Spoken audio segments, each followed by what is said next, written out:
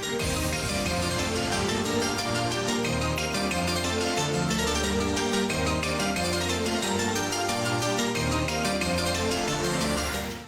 guys, Ren over here, back with another video. So today we got a massive update this month.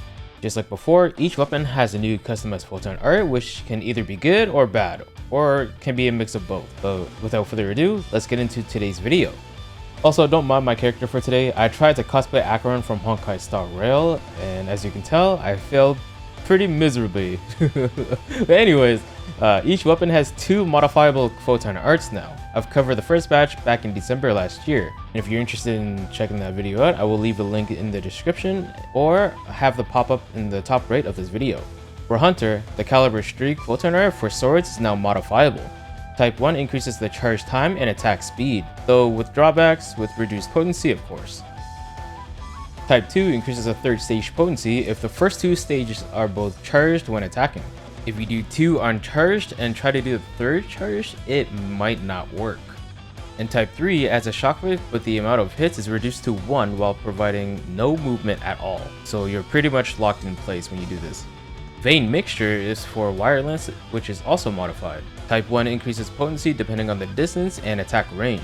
And the wire lances do have a skill in the skill tree that helps increase their damage depending on the distance. Type 2 increases the potency on the wire lance's weapon action, so after casting this photon art and immediately using the weapon action afterwards, the potency for that is increased. And Type 3 lets you charge the gauge for the active skill for wire lances, so more usage of the active skill. Cleaving Scythe is for partisans. For Type 1, it just increases the range. Type 2 does more attacks, but the potency for this is reduced by 45%, which is a lot. And Type 3 lets you do more potency damage if you activate Hunter Arts Avenger with his photon art. When this is not triggered, it is a minus 25% potency loss.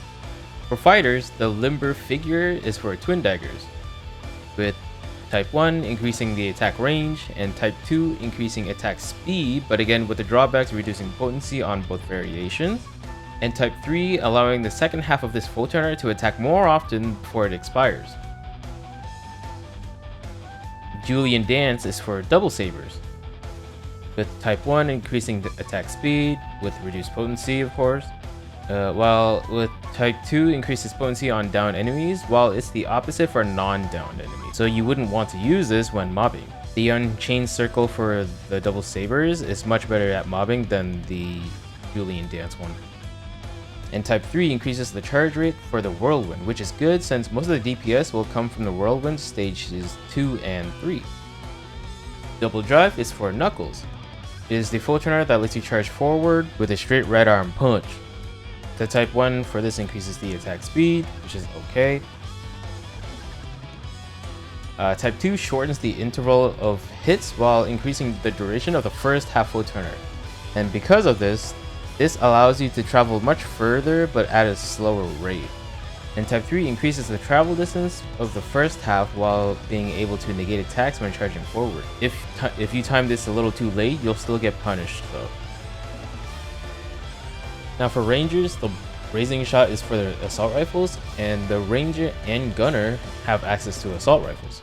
This is also where I started noticing that the PAs look a little different, but I'm not sure if it impacted the performance of how it did before, but I'm assuming it's just a visual change, but if it is, then I kind of like it.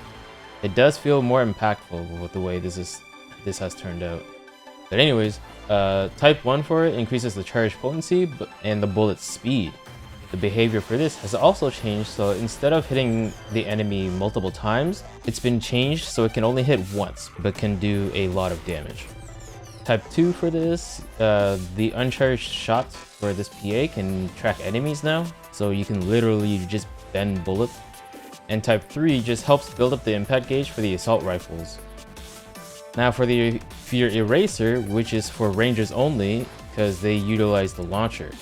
The Type 1 increases the range of the laser, which is generic.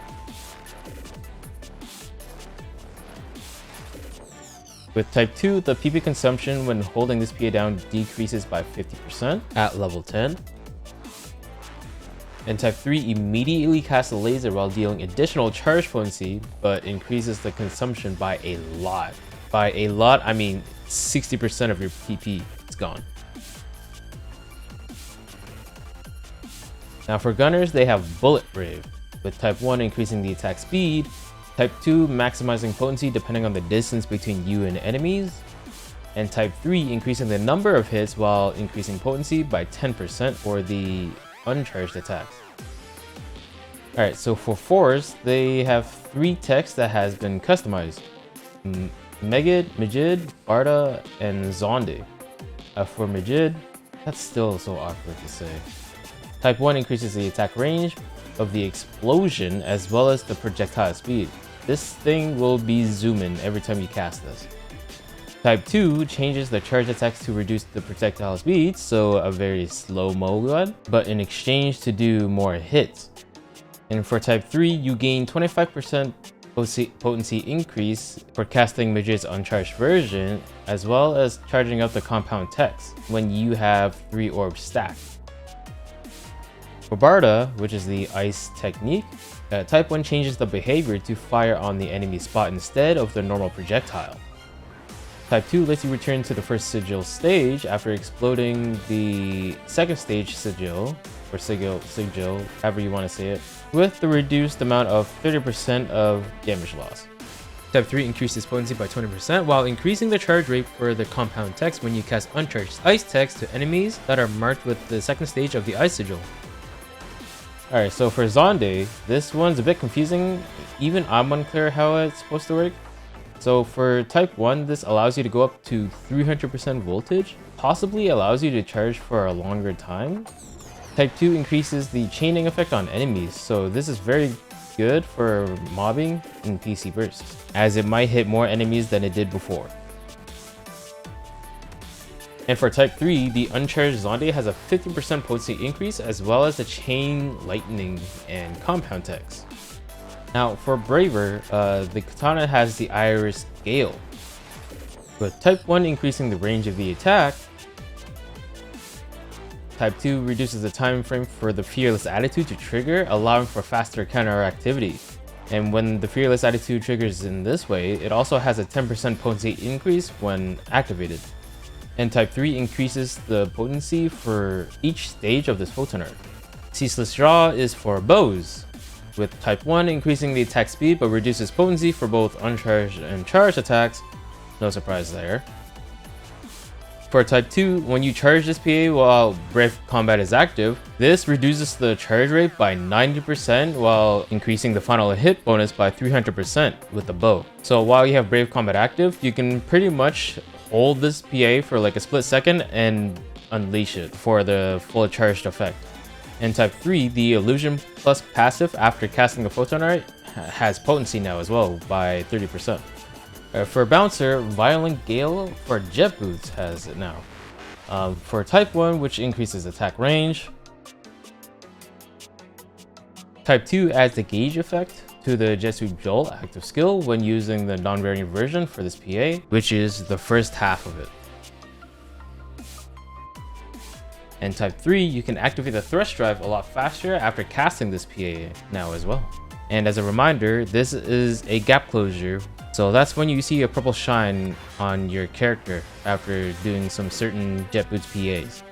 Soaring Pheasant for Soaring Blades has also been customized, with type 1 increasing the duration of the photon array and shortens the distance. Type 2 increases the other variant's duration but reduces potency. And type 3, using this PA helps charge Pinion Blade faster. Fredran Riding for Waker has also been customized. Type 1 will increase potency depending on how long you ride Fredran for, and you can ride Fredran just by holding down the PA, for those that didn't know. Type 2 lets Fredran fire some vacuum waves, or whatever they're called, whenever you're riding Fredran to reduce PP cost with increased charge potency. This is actually pretty nice attacking nearby mobs as you fly around. And type 3 lets you apply the Triple Clef passive on non-variant attack now. And last but not least, the Slayer, the Reaping Regulus, has been customized, with of course type 1 increasing the range,